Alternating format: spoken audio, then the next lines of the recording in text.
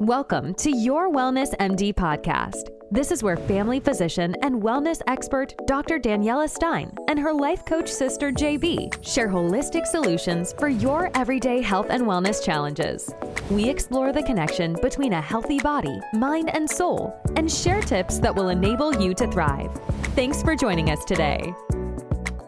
Welcome to our holiday podcast. This is me, JB Ryan.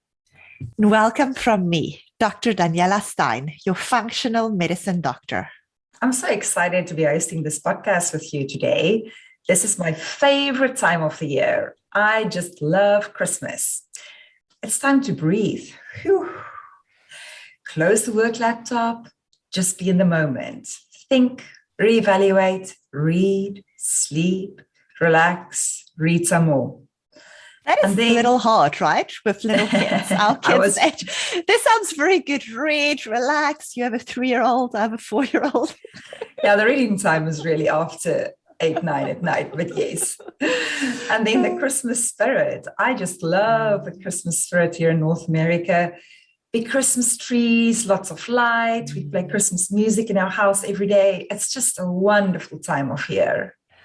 What I love most about Christmas is the snow. Growing up in South Africa in the Southern Hemisphere, this time of the year is summer. So we've spent our Christmas holidays at the beach growing up. And we used to watch American movies or European movies of a white Christmas.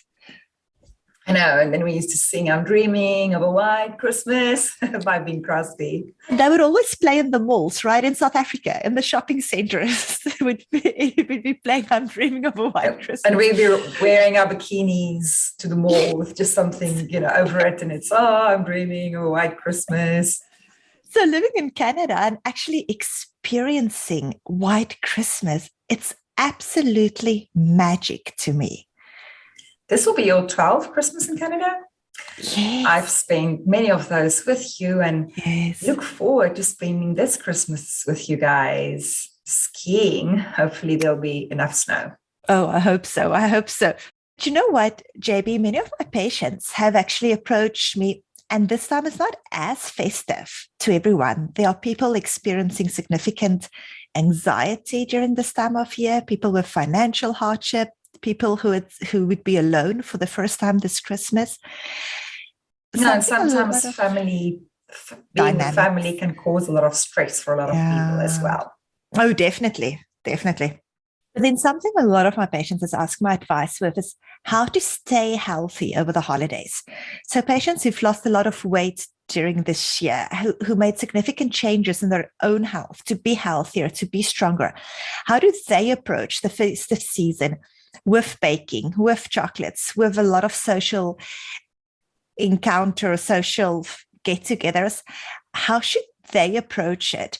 Not to gain weight or not to all the health gains they've made throughout the year, not to nullify and not to undo it. Yes, that's the right word.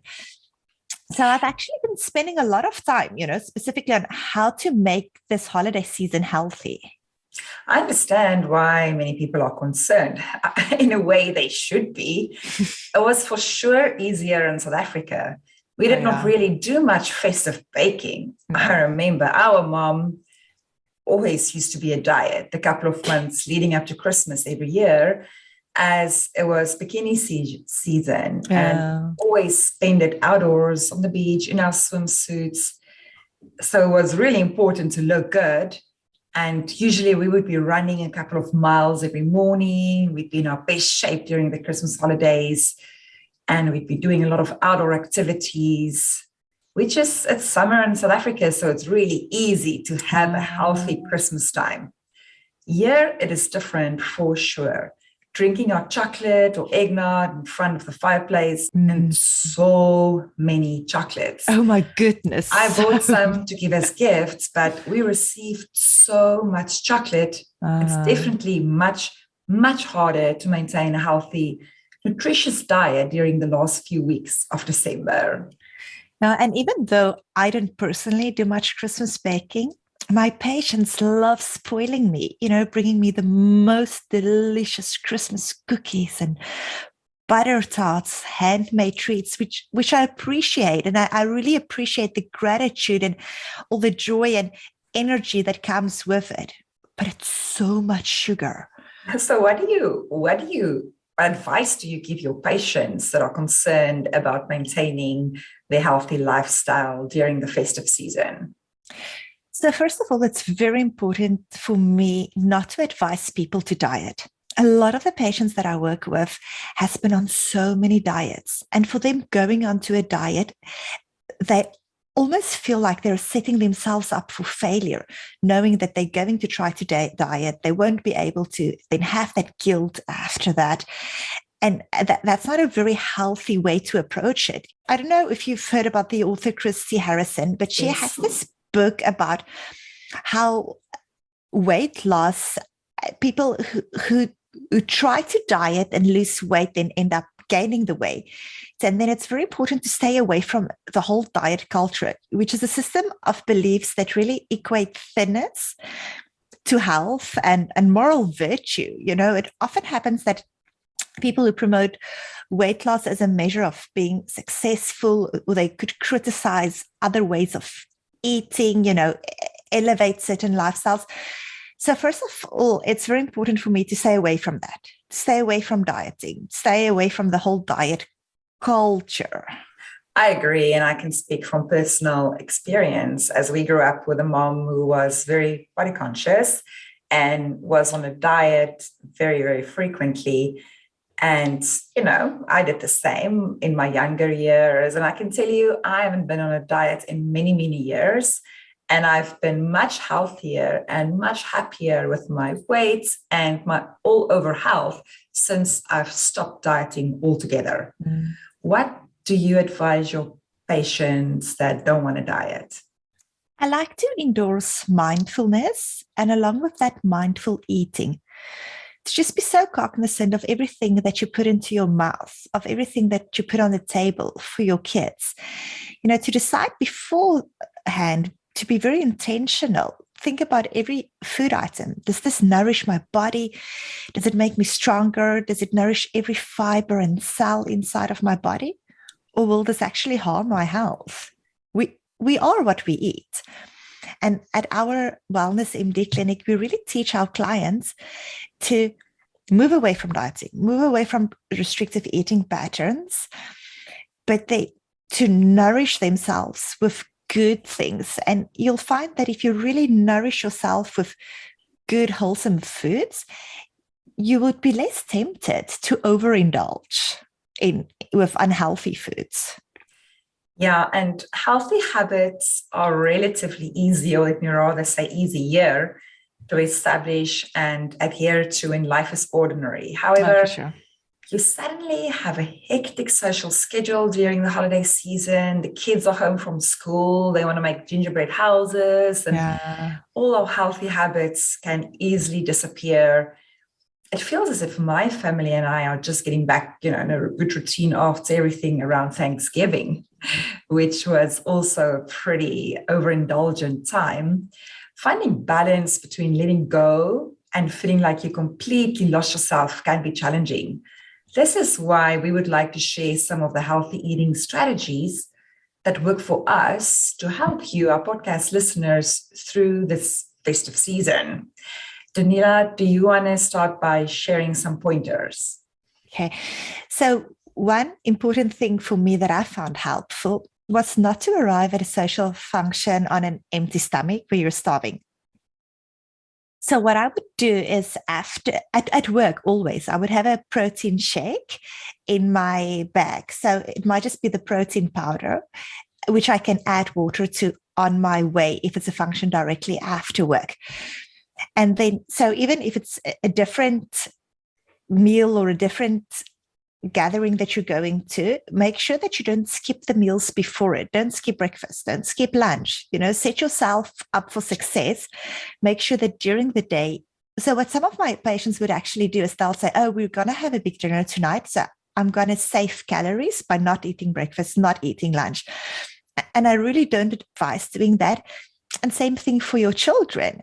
Make sure that your children eat healthy, the other meals that they are home, so that they don't have to eat as much of the unhealthy foods when you're at a social gathering.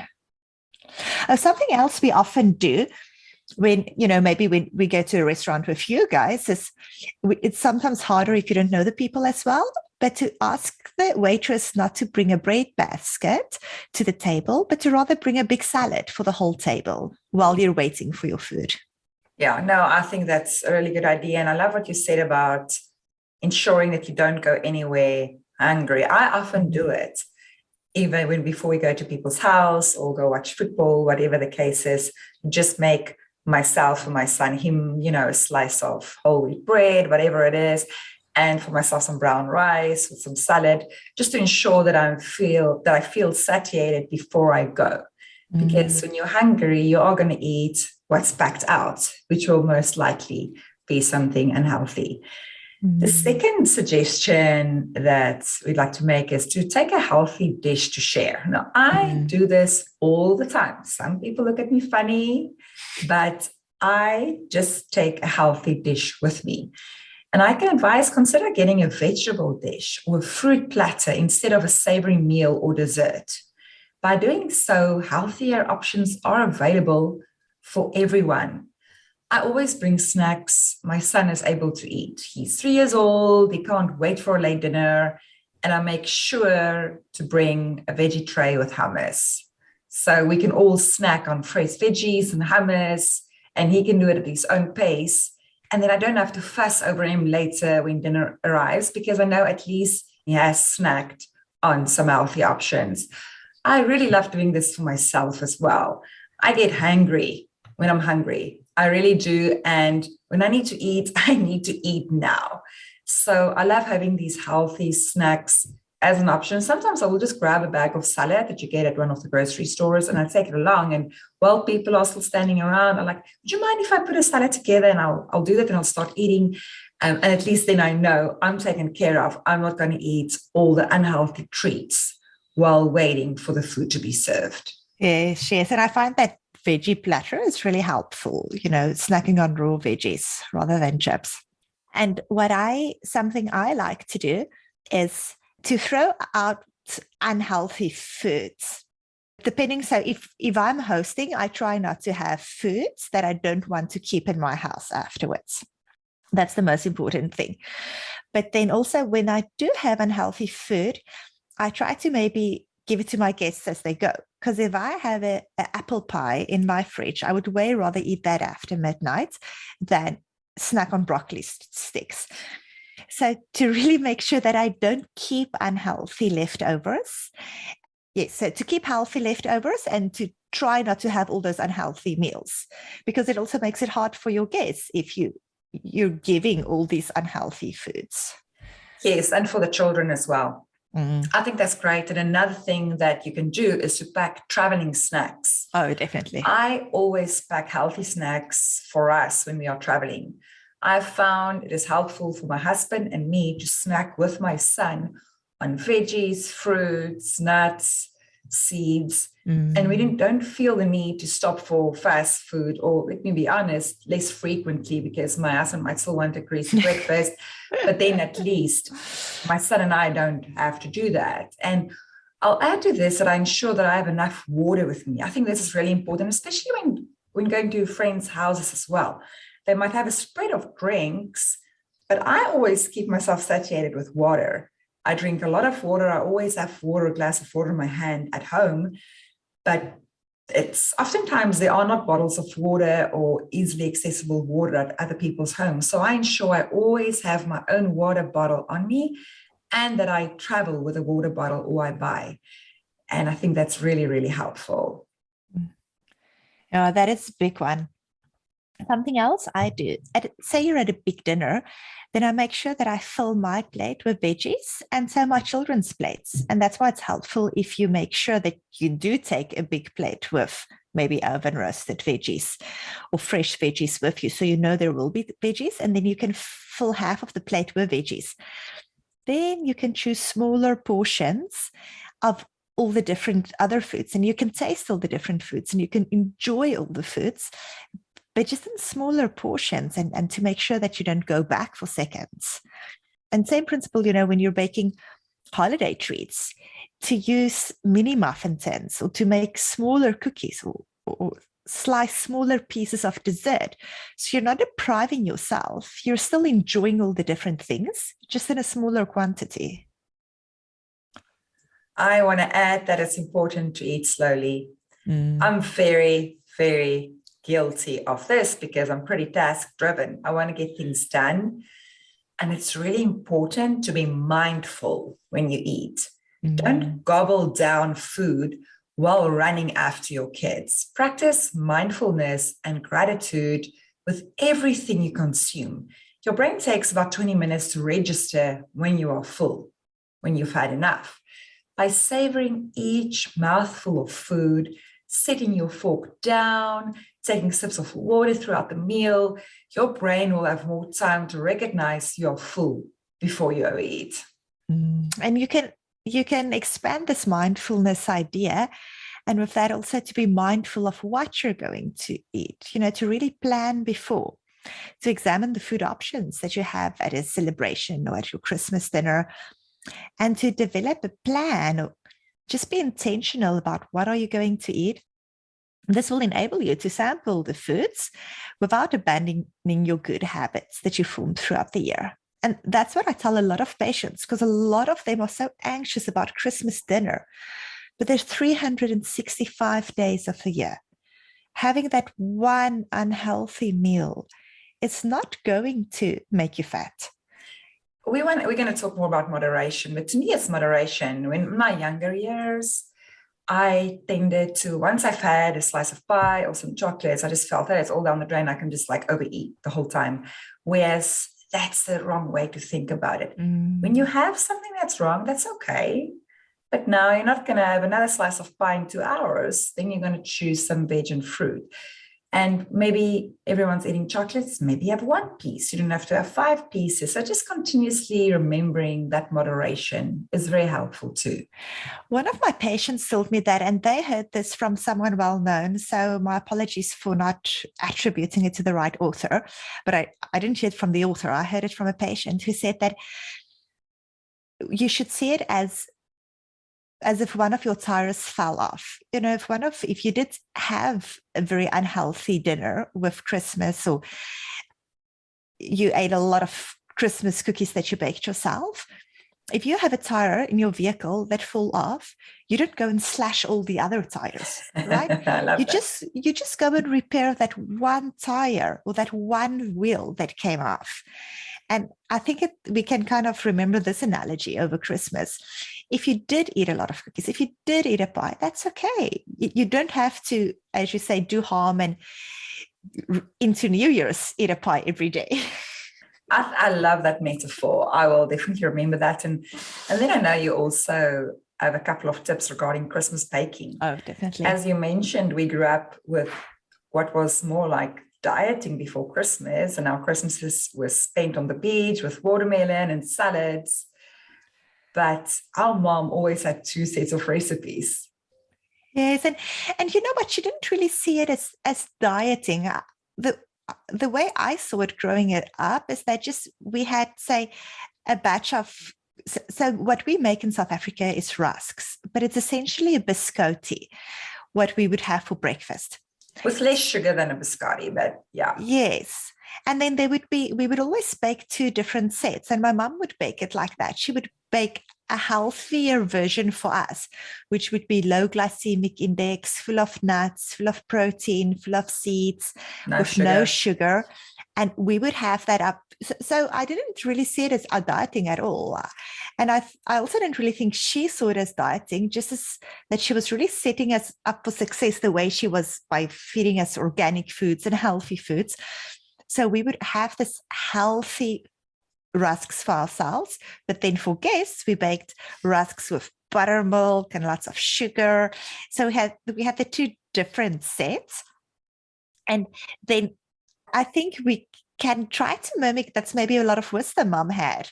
We can try to mimic the same with our Christmas baking. When we do bake Christmas cookies, to try to experiment with almond flour or natural, healthier sugars rather than refined white flour and refined sugar. Yes, no, I love those ideas. And there are also this big thing, hot chocolate. I mentioned it earlier. In South Africa, I really had hot chocolate because I was counting the calories. But here, it's just so part of the culture. Yes. And it's just, it's just so fun, skiing, ice skating, hot chocolate in between. But you can make your own healthier version of sugar-free hot chocolate. And you can take it to the skating rink or snow hill. What I do is I heat a pot of oat milk on the stove and then slowly add organic cocoa bits, nibs, and then a few drops of vanilla essence for a delicious, healthy hot chocolate everyone loves. And you can actually experiment with that. I know some people add turmeric or other type of spices full of antioxidants and phytonutrients in it. But yes, the hot chocolate one is one that I found good as well. It's just to make your own healthier version of hot chocolate. And then that's a big thing, just everything you drink, not just the hot chocolate, but to be cognizant of everything that you drink, because there's quite often a lot of calories hidden in what you drink. So first, is you mentioned JB about water. Make sure that you drink enough water, that you don't misinterpret your thirst for hunger. So that I think is quite important. But then once our listeners are on top of that, to also be aware that a lot of the drinks that we do drink over the festive season, cocktails and festive drinks like a cup of eggnog or a candy cane martini or glass of sangria, all of these have a lot of sugar added into it.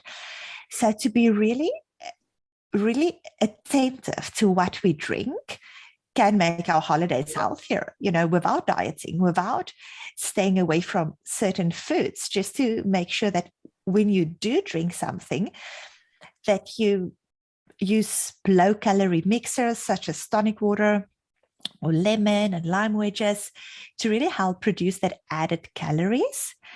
And you can also make healthier ingredients swap out, without sacrificing flavor. You can ask, so my kids I know love hot chocolate with this little mountain of whipped cream on top of it. But that is a way that you can go about it, to still say, okay, you can have your hot chocolate, maybe just without all the whipped cream on top. Yeah, just being conscious of that.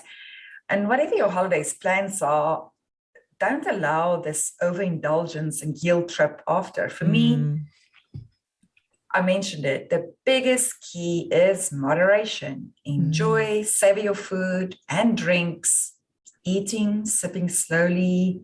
Have that piece of sea candy. Don't have 4. Have a bite of pie or 2, but you don't need to eat a full big slice.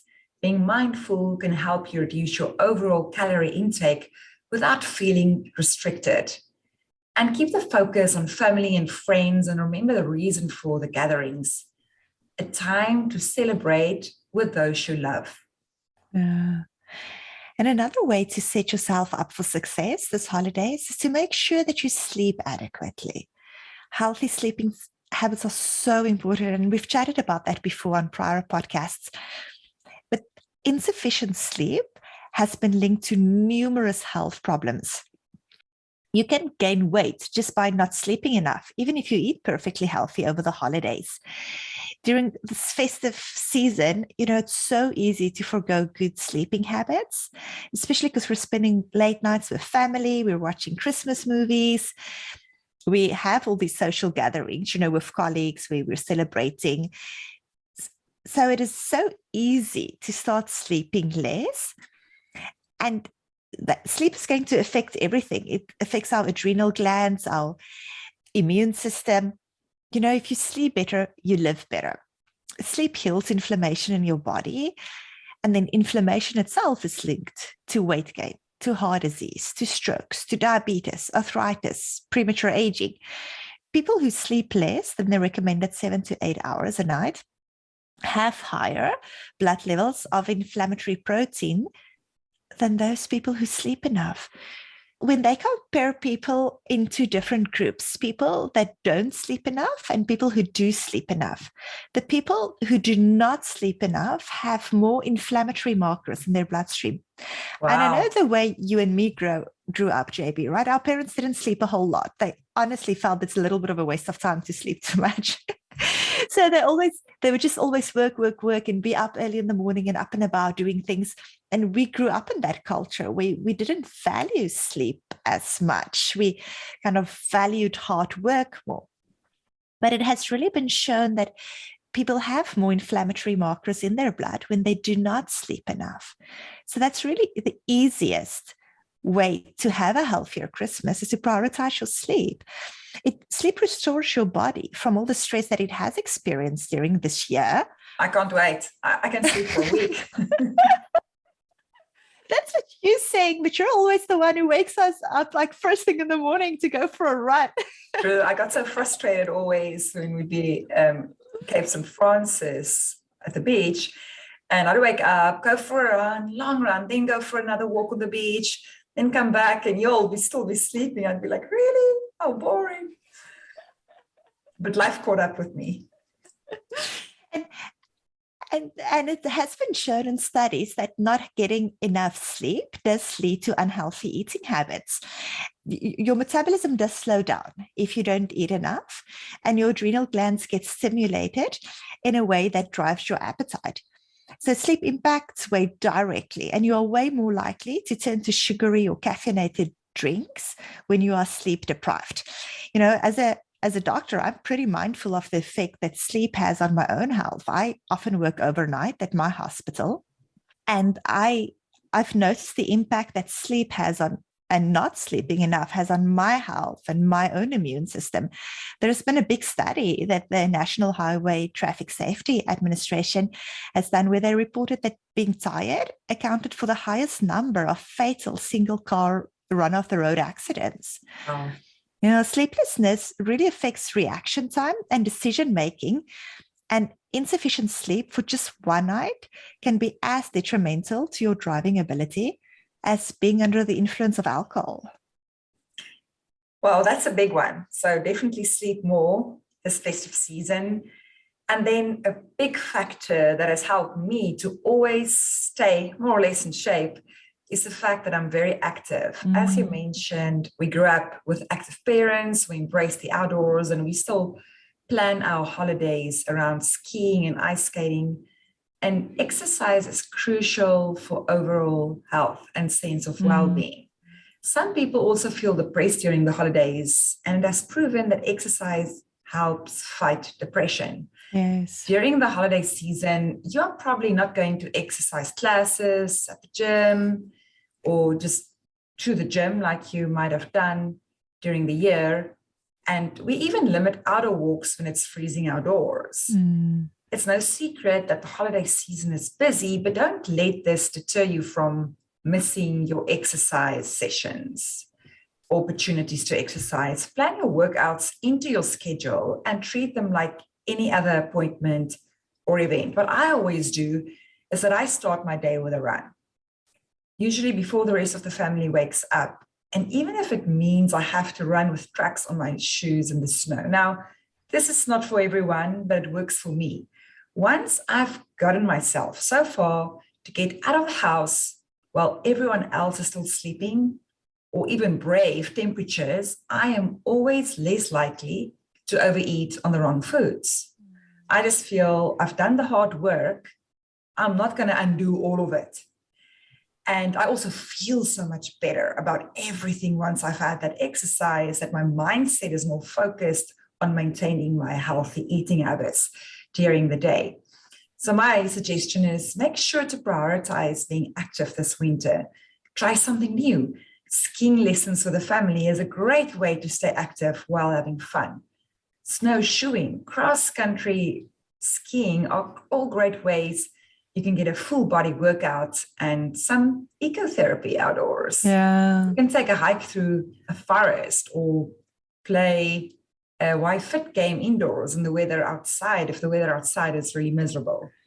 So overall, between a busy schedule and a change of diet, the holidays can cause stress to your body.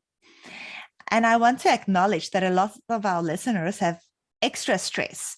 We're definitely not trying to minimize any stress or how hard it is for some people to eat healthy over the holiday. But we can make sure that we control whatever is in our control and not allow these things to stop us from enjoying quality time with friends, with family. We can decide to savor every good meal.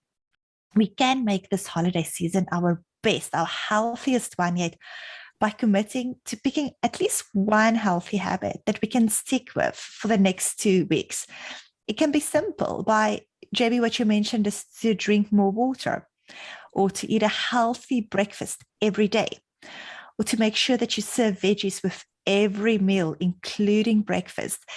It is so easy with breakfast, if you're maybe serving omelets, to add mushrooms and tomatoes, or to add some spinach into the omelet. We can have a veggie platter next to every plate of cookies so that you, in between cookies, can have some veggies. If your biggest focus isn't as much about food, you can choose a different healthy habit to make this holidays healthier by meditating, being more reflective, or getting enough sleep, or going for a 30-minute walk every day. I'd encourage all of our podcast listeners to make a conscious effort to take care of yourself and to nourish your body with foods full of antioxidants and phytonutrients, which is colorful vegetables. This will set you up for success over the holidays. Be good to your body and yourself. When you set yourself and your family up for success by having an abundance of healthy veggie snacks around the house and planning your winter break around fun outdoor activities, you'll notice how easily everyone starts to make unconscious choices promoting their own health and well-being. And as we always say, our recommendation is not for you to go from 0 to 100 miles an hour immediately. Introduce one of these suggestions into your holiday. Every small win is a step in the right direction. There is no need to start January 1st with a big deficit. By keeping moderation top of mind and introducing these habits, you'll be set for a healthy 2022. Thank you to all our listeners for your support during this year. May you all have a wonderful, blessed, festive season. And feel free to contact us on www.wellnessmdhealth.com with any questions or any requests. Happy holidays. Take care. Yours in health. Thanks for spending your time with your Wellness MD Doc Daniela and JB today. For more episodes, subscribe to our podcast. We would love to connect with you at info@wellnessmdhealth.com. And remember, you were created to thrive. The content of this podcast is not intended to be a substitute for professional medical advice, diagnosis, or treatment. Always seek the advice of your physician or other qualified health provider with any questions you may have regarding a medical condition. Never disregard professional medical advice or delay in seeking it because of something you have heard on this podcast.